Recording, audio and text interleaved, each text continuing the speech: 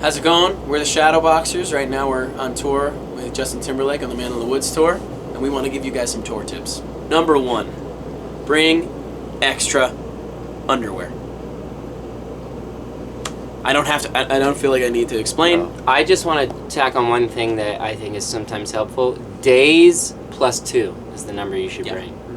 Yeah. Except if you exceed 12 days, you're not bringing 14 pairs of underwear. If there's going to be a load of laundry in there, then you can scale back to like 9, 7, like go for a week plus 2. But a week plus 2, 9, 10. You're good. Something in there. Yeah. All right. Tour tip number 2. Plan your bowel movements.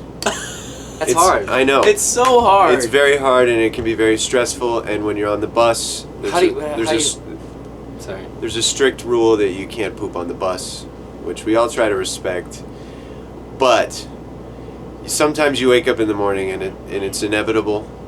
So if you're going to bed late, maybe try to preempt. You know what I mean? Maybe it's not there. Maybe you try to preempt it just a little bit. Yeah. Just you kind of have to be thinking about it a little more than you normally would. You know, you can't just walk to the bathroom. No, you can't. And There's no number 2 on the bus. No. So it's not so much plan as it is just think about it. Number 3 tour tip is in the same vein, sort of. I would say plan your meals. You got to get the meals together, specifically the breakfast. It's all about starting the day, and a lot of times, you're grabbing and you're going, and maybe it's a bar. You know what I'm saying? Maybe you just eat a little bar, or maybe you need something else more substantial. Do you need hot foods? Do you like oatmeal? Plan for it. If you need hot foods, you got to think about it. You got to think about it. You got to know where you're going to get the hot water. Yeah. Do you like cereal? Do you want almond milk? You're not getting eggs. Absolutely not. It's hard to get eggs. You're not getting eggs. Not on this bus. If you need eggs, then you're gonna have to find a way. Maybe you bounce out to a Starbucks, but you have to Yelp it. You have to figure something out. And you can't call that an egg.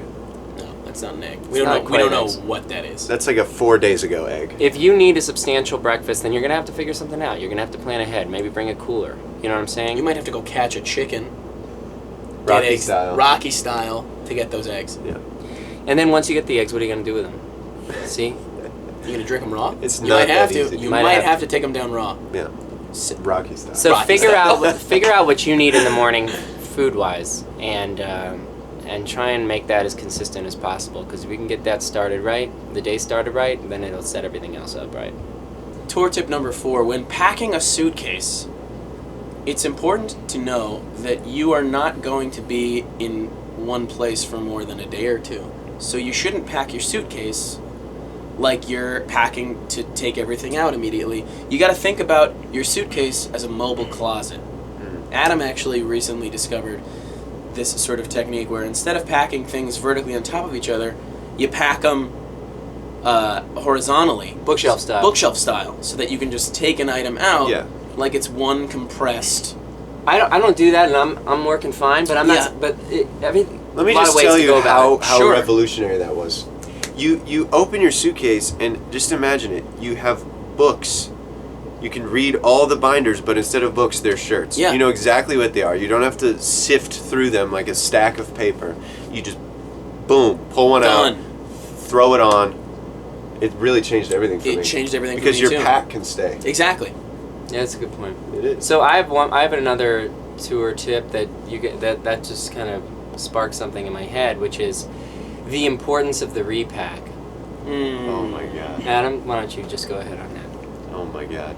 If you have the time to get a full repack, what does it do for you here? I mean, it's probably more exciting. It's probably the most exciting moment of any tour is when you finish a clean repack. Oh.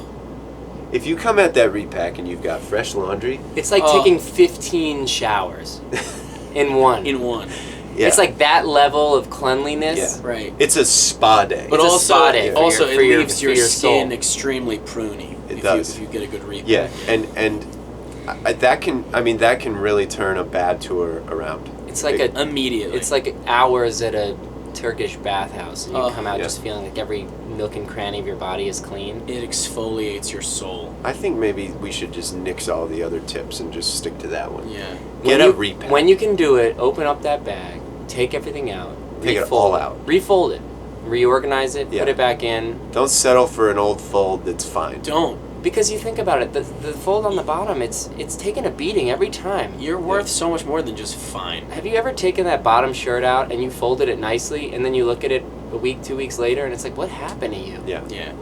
It's got all these other crevices and Care about creases. your things. Yeah. Take the time. Really, that's the Care- care about your stuff. Care about your stuff on tour. Yeah.